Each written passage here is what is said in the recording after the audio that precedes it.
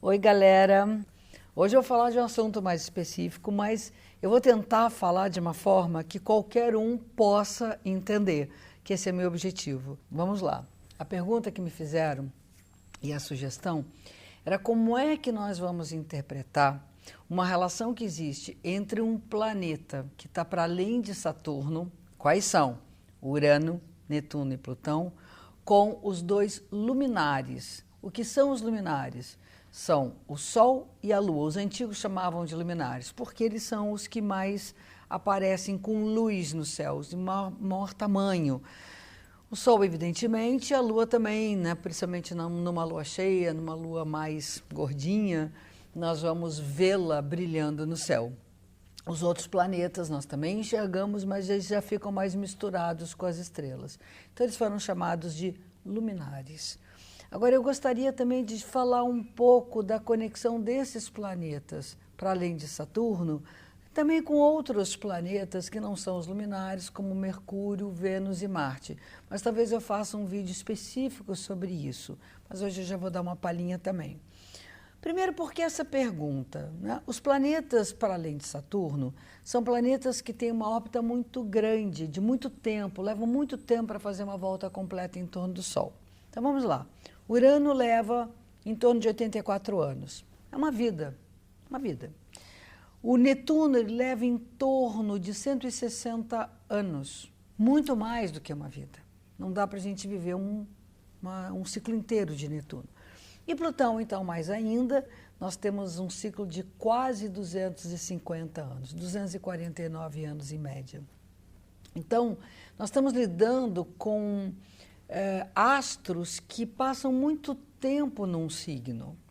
O Plutão pode levar de 13 a 20 anos num signo. 13 anos é toda uma geração, 20 anos é mais do que uma geração. Netuno leva de 12 a 13 anos num signo. É uma geração inteira. E Urano leva 7 anos num signo. É uma galera muito próxima da gente, mas não é específico do mapa de cada um.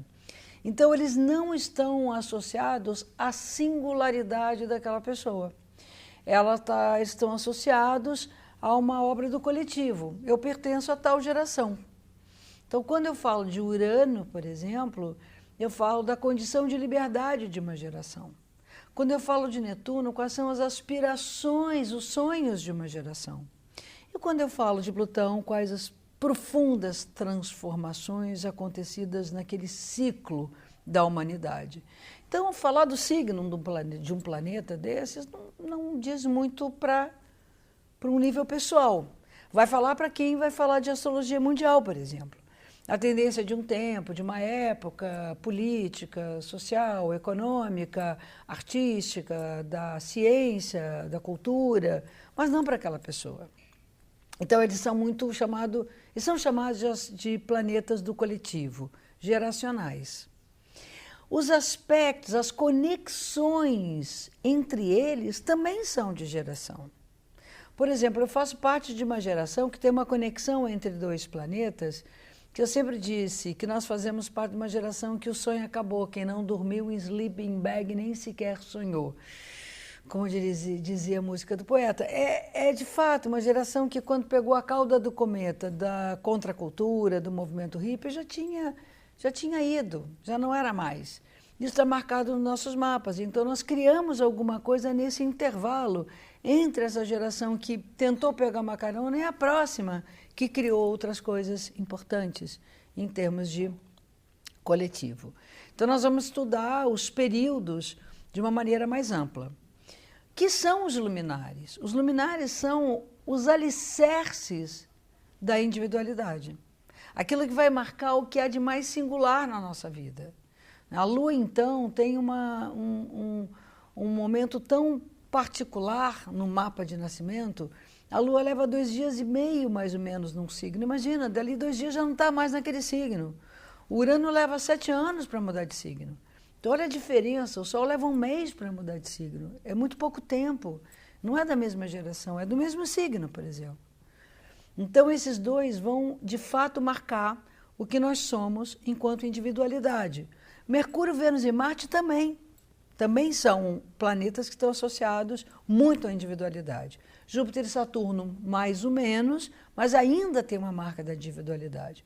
Então a pergunta foi, e quando há uma conexão entre esses que são lá de uma ordem do coletivo com aqueles que são da ordem da individualidade? Bom, nós temos aí, em termos individuais, pessoas que têm uma conexão com fontes de energia que estão para além do aspecto da consciência, além do que vamos chamar de consciente.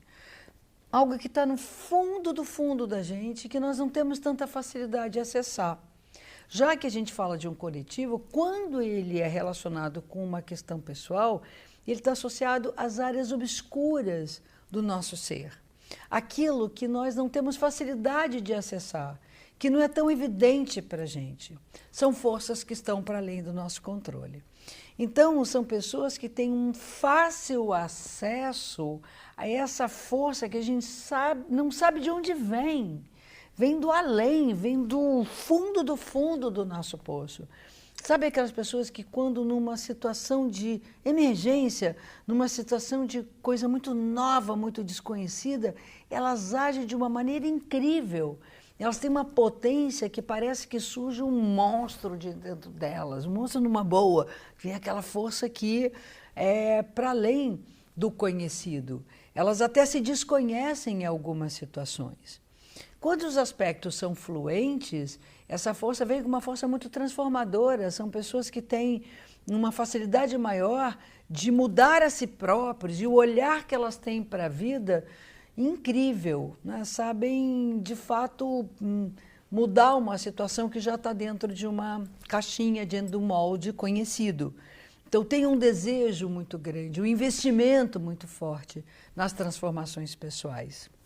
As pessoas que têm os aspectos em conflito são pessoas que, pelo sofrimento e pelas dificuldades que elas enfrentam em determinados momentos da vida, elas descobrem recursos que elas não imaginavam que tinham, né?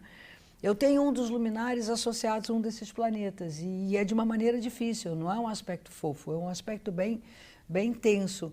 E, de fato, as situações que foram difíceis me fizeram ver que eu tinha força onde eu não imaginava ter.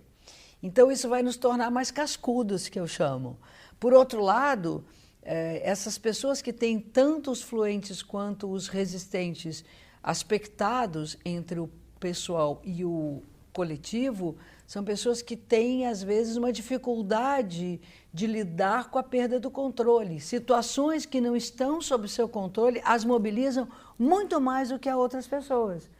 Certas pessoas, quando não está sob o controle, ok, entrega, pede ajuda, vamos lá. E essas não tentam, por até saberem que tem uma conexão com algo mais profundo, tentam manter as rédeas nas mãos. E às vezes isso não dá muito certo.